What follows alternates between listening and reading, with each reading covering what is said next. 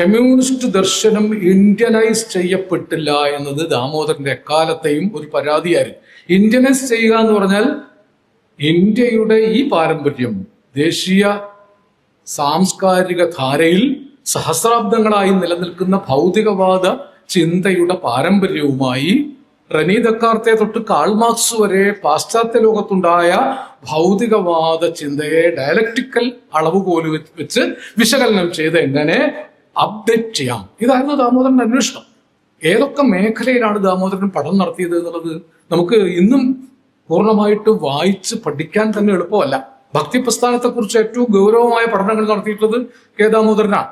മുഗൾ സാമ്രാജ്യ കാലം ഇന്ന് സംഘപരിവാറുകാർ തമസ്കരിച്ചുകൊണ്ടിരിക്കുകയാണ്. മുഗളന്മാരെ ഇന്ത്യൻ രാഷ്ട്രീയത്തിൽ നിന്നും ഇന്ത്യൻ ചരിത്രത്തിൽ നിന്നും മൈനസ് ചെയ്യാനാണ് സംഘപരിവാർ രാഷ്ട്രീയം ശ്രമിച്ചുകൊണ്ടിരിക്കുന്നത്.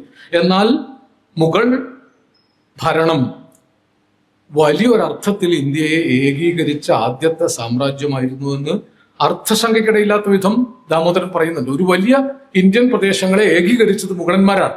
മുഗളന്മാർ വർഗീയവാദികളായിരുന്നില്ല. അക്ബർ ചെയ്തത് ഇതൊക്കെ ദാമോദരൻ പറയുന്നതാണ്, എന്റെ നിരീക്ഷണമല്ല. അക്ബർ ചെയ്തത് ഇന്ത്യൻ ദർശനങ്ങളെ എല്ലാവരിലേക്കും എത്തിക്കാൻ പേർഷ്യൻ ഭാഷയിലേക്ക് മഹാഭാരതവും രാമായണവും അടക്കം പരിഭാഷപ്പെടുത്തുക.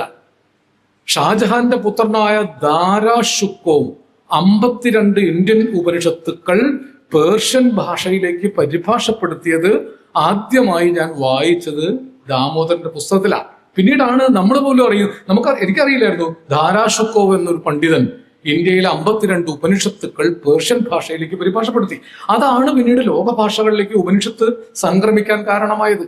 ഷാമുനി എന്നൊരു സൂഫി പണ്ഡിതനാണ് ഇന്ത്യയിൽ ആദ്യമായി രാമനും റഹീമും ഒന്നാണെന്നും മന്ദിറും മസ്ജിദും ഒന്നാണെന്നും പറഞ്ഞത്. അത് ആവർത്തിക്കുകയാണ് തുളസീദാസൻ ചെയ്തത്. ഒരുപക്ഷെ തുളസീദാസന്റെ പേരിലാണത് ചാർത്തപ്പെട്ടിരിക്കുന്നത്.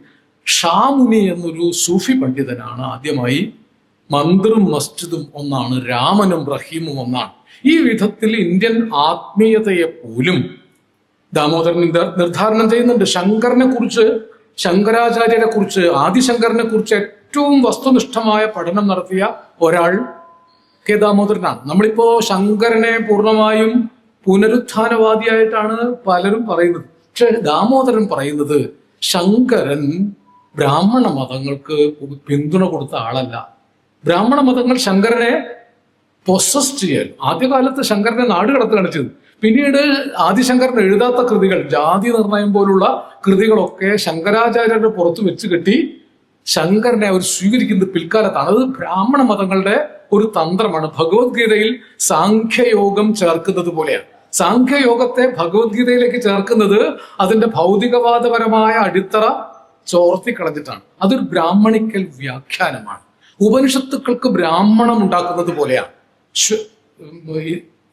ശതപഥോപനിഷത്ത്, ശതപഥ ബ്രാഹ്മണം, അതായത് ഉപനിഷത്തിന്റെ ബ്രാഹ്മണ വ്യാഖ്യാനമാണ്.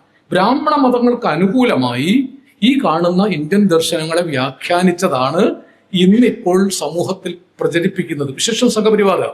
അതിനപ്പുറത്ത് എല്ലാവർക്കുമായിട്ട് ഇന്ത്യൻ ദർശനങ്ങളെ, ശങ്കരനെ പോലും, ശങ്കരന്റെ എതിരാളികളായി വിമർശകരായി പിന്നീട് വന്ന മാധ്വനോ രാമാനുജനോ നിംബാർക്കനോ സാധിക്കാത്തത് ശങ്കരൻ ചെയ്തു എന്ന് ദാമോദരൻ പറയുന്നുണ്ട്. ശങ്കരൻ ചെയ്തത് അദ്വൈതത്തെ ഒരു ഏകതത്വ സ്വഭാവത്തിലേക്ക് വലിയ തോതിൽ ശങ്കരാചാര്യർ വ്യാഖ്യാനിച്ചു. ഇന്ന് ഇന്ത്യയിൽ ഇരുന്ന് ആലോചിക്കുമ്പോൾ ഇത് പ്രധാനപ്പെട്ട കാര്യമാണ്. ശങ്കരാചാര്യരെ RSS വിട്ടുകൊടുക്കണോ? വിവേകാനന്ദനെ RSS വിട്ടുകൊടുക്കണോ? ശ്രീനാരായണ ഗുരുവിനെ RSS വിട്ടുകൊടുക്കണോ? രമണ മഹർഷിയെ RSS വിട്ടുകൊടുക്കണമോ? ഇന്ത്യയിലെ ദാർശനിക പശ്ചാത്തലമുള്ള ഇത്തരം താപസന്മാർ, ഋഷിമാർ കാണിച്ച ദർശനങ്ങളിൽ നമുക്ക് സ്വീകരിക്കാവുന്നത് ഡയലക്റ്റിക്സ് ഉപയോഗിച്ചുകൊണ്ട് സ്വീകരിച്ച് ഒരു പ്രതി സംഘപരിവാർ ദർശനം, എതിരായ ദർശനം ഉണ്ടാക്കിയെടുക്കാതെ ഇന്ത്യയിൽ കമ്മ്യൂണിസ്റ്റ് ഐഡിയോളജിയുടെ വ്യാപനം ദാർശനികമായി സാധ്യമാകുകയില്ല എന്നാണ് നമ്മളിപ്പോൾ മനസ്സിലാക്കേണ്ടത്. ഇന്ന് ഇന്ത്യയിലെ വലിയ ദുർബലത നമുക്കാണ്. 1925 ഇന്ത്യൻ കമ്മ്യൂണിസ്റ്റ് പാർട്ടി രൂപീകൃതമായത്. 1925 തന്നെയാണ് RSS രൂപീകൃതമായത്. ഒരു നൂറ്റാണ്ട് കൊണ്ട് ഇന്ത്യയിൽ ഒന്നുമല്ലാതെ കിടന്നിരുന്ന RSS ഇന്ത്യ കീഴ്പ്പെടുത്തുകയും വലിയ തോതിൽ ഇന്ത്യയിൽ വ്യാപിക്കേണ്ടിയിരുന്ന കമ്മ്യൂണിസ്റ്റ് പാർട്ടി ഇന്ത്യയിൽ വളരെ വളരെ ചുരുങ്ങി ചുരുങ്ങി വരികയും ചെയ്യും. അതിൽ ദാമോദരന് ഏറ്റവും വലിയ സങ്കടമുണ്ടായത് ഇന്ത്യൻ കമ്മ്യൂണിസ്റ്റ് പാർട്ടിയുടെ പിളർപ്പ് തന്നെയാണ്. പിളർപ്പിനെതിരായിരുന്നു ദാമോദരൻ. പിളർന്നതിൽ വലിയ വേദന ഉണ്ടായിരുന്ന ആളാണ് ദാമോദരൻ. എന്നെപ്പോലുള്ള ആളുകളും അതിൽ വേദനിക്കുന്ന ഒരാളാണ്. 64 പിളർന്നത് ജനങ്ങൾക്ക് വേണ്ടിയാണെന്ന് ഞാനിപ്പോഴും വിശ്വസിക്കുന്നില്ല. അതൊന്നും ഇവിടെ ചർച്ചയുടെ വിഷയമായതുകൊണ്ട് അല്ലാത്തതുകൊണ്ട് അവിടേക്ക് കിടക്കുന്നില്ല. ഇപ്പൊ ദാമോദരൻ പിളർപ്പിനപ്പുറവും പിളർപ്പിനിപ്പുറവും നിൽക്കുന്ന പിളരാത്ത കമ്മ്യൂണിസ്റ്റാണ്. അതായത് ഇന്ത്യയിൽ അങ്ങനെ നോക്കിയാൽ ഒരു കമ്മ്യൂണിസ്റ്റ് സൈദ്ധാന്തികനെ അങ്ങനെ ഉള്ളൂ. ഒരുപാട് കാര്യങ്ങൾ ആ വിഷയത്തെക്കുറിച്ച് പറയാൻ ഒരു വരണ്ട വിഷയമാണ്. കാരണം എളുപ്പമല്ല ഈ ദാർശനികതയിൽ എങ്ങനെയാണ് ഡയലക്റ്റിക്സിലൂടെ ഒരു ക്ലാരിറ്റി ശങ്കരൻ വരുത്തിയത്. അദ്ദേഹം ഒരുപാട് ആളുകളെ നിർദ്ധാരണം ചെയ്തിട്ടുണ്ട്. ഓരോ ചെറിയ ചെറിയ ദാർശനിക പദ്ധതികളെയും നാമദേവൻ, ശങ്കരദേവൻ, ചൈതന്യൻ, എഴുത്തച്ഛൻ വരെ ഉണ്ടായിരുന്ന ഭക്തി പ്രസ്ഥാന കവികൾ, വിശേഷം കബീറിനെ കുറിച്ച് വളരെ കൃത്യമായി തന്നെ ദാമോദരൻ ഒരു പഠനം നടത്തിയിട്ടുണ്ട്. അതിൽ അദ്ദേഹം പറയുന്ന ഒരു പ്രധാന കാര്യം, ഇന്ത്യയിൽ 2 കാഴ്ചപ്പാടുകൾ ഉള്ളതിൽ ഒന്ന് ആത്മീയമായ കാഴ്ചപ്പാടാണ്, മറ്റൊന്ന് ഭൗതികമായ കാഴ്ചപ്പാടാണ്. ഇത് ഒന്നിനൊന്ന് എതിരല്ല എന്നൊരു പക്ഷെ ആദ്യം പറയുന്ന ഒരു സൈദ്ധാന്തികൻ ദാമോദരനാണ്. ആത്മീയത എന്ന് നമ്മൾ മനസ്സിലാക്കുന്നത് ഇന്ന് ഈ സംഘപരിവാറുകാർ കൊണ്ടുനടക്കുന്ന ആത്മീയതയല്ല. ഇന്ന് നമ്മൾ കാണുന്ന ഒരു യുക്തിയും ആവശ്യമില്ലാത്ത അസംബന്ധത്തിന്റെ ആചാരനിഷ്ഠമായ ആത്മീയതയല്ല.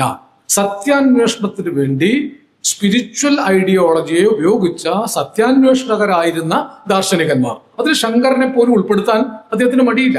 വിവേകാനന്ദനെ തീർച്ചയായിട്ടും നമുക്ക് ഉൾപ്പെടുത്തേണ്ടി വരും. ശ്രീനാരായണ ഗുരുവാണ് അതിന്റെ ഏറ്റവും വികസിതമായ രൂപം. ആത്മീയത മുൻനിർത്തിക്കൊണ്ട് തന്നെ അവനിവൻ എന്നറിയുന്നതൊക്കെ ഓർത്താൽ അവനിൽ ആദിമമായ ഒരാത്മരൂപം, അവനവൻ ആത്മസുഖത്തിനാചരിക്കുന്നവ അപരന് സുഖത്തിനായി വരേണം. ഇതൊരു പക്ഷേ ആത്മീയ ഭാഷയിൽ ഉച്ചരിക്കപ്പെട്ട ഒരു വർഗപാഠമാണ്. 2 വർഗമില്ല. അവൻ ഇവൻ എന്ന് 2ആയി കാണപ്പെടുന്നത് ഏകതത്വമാണ്. മനുഷ്യനെ സംബന്ധിച്ച്, മാനവികതയെ സംബന്ധിച്ച് ഒരു തത്വമേ ഉള്ളൂ, അത് ഏകതത്വം. ഈ ഏകതത്വം എന്ന വാക്ക് അദ്ദേഹം പല സ്ഥലത്ത് അത് ഏകദൈവമായിട്ട് ബന്ധപ്പെടുത്താൻ പലരും ശ്രമിച്ചു. ഏകദൈവവാദം ഏകതത്വവാദമല്ല, ഇതിനെയൊക്കെ സമന്വയിപ്പിക്കാൻ കഴിയുന്ന ഒരു വഴിയാണ്. അതിൽ അദ്ദേഹം ഈ പറയുന്ന ലോക ദാർശനികതയെ ഇന്ത്യൻ ദാർശനികതയോട് കൂട്ടിച്ചേർക്കാൻ പല പടി ശ്രമിച്ചിട്ടുണ്ട്. അത് എളുപ്പമല്ല. ഒരു പ്രഭാഷണത്തിലോ ഒരു കേവല ലേഖനത്തിലോ ദാമോദരൻ ഏതൊക്കെ വഴിക്കാണ് ഇതിന് പരിശ്രമിച്ചെന്ന് പറയാൻ സാധ്യമല്ല. പ്രായോഗിക തലത്തിലും ദാമോദരൻ ചെയ്തു. 1938 നേരത്തെ ഷറഫുദ്ദീൻ സ്വാഗത പ്രസംഗത്തിൽ പറഞ്ഞു, 38 പൊന്നാനിയിൽ ബീഡി തെറുപ്പ് തൊഴിലാളികളുടെ സമരം നയിച്ചത് കെ ദാമോദരനാണ്. അന്ന് കേരളത്തിൽ കമ്മ്യൂണിസ്റ്റ് പാർട്ടി രൂപീകരിക്കപ്പെട്ടിട്ടില്ല. ഖാട്ടയെ ആദ്യമായി ചെന്ന് കാണുന്നവരിൽ ദാമോദരനുണ്ട്. ഖാട്ടെ കേരളത്തിൽ വന്നപ്പോൾ കൃഷ്ണപിള്ളയും ദാമോദരനുമാണ് ഖാട്ടയെ കാണുന്നത്. കമ്മ്യൂണിസ്റ്റ് പാർട്ടി രൂപീകരിക്കാനുള്ള ആദ്യത്തെ ആലോചനാ യോഗം ചേർന്നതിലും ദാമോദരനുണ്ട്.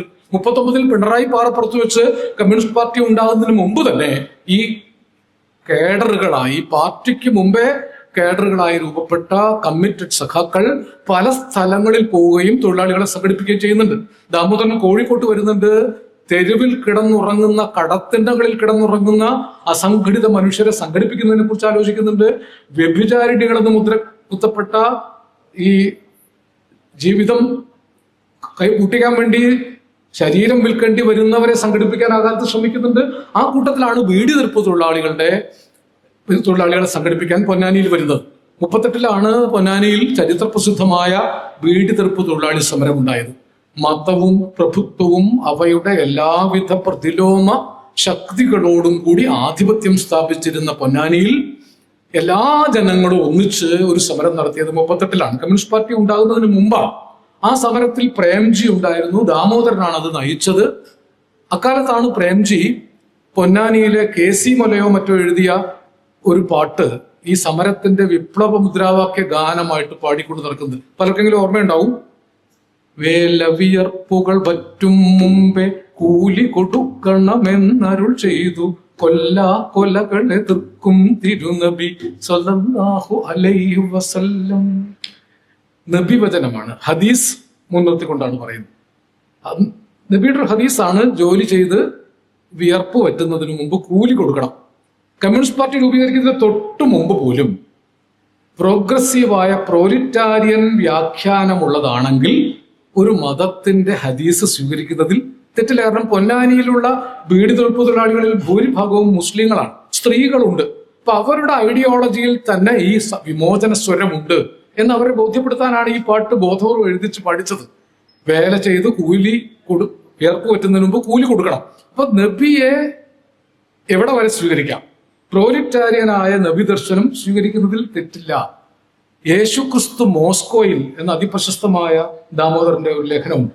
യേശുദേവൻ പ്രോലിറ്റാരിയൻ ആണെന്നാണ് അദ്ദേഹം സ്ഥാപിക്കുന്നത്. ഇതൊരു സാധ്യതയല്ലേ?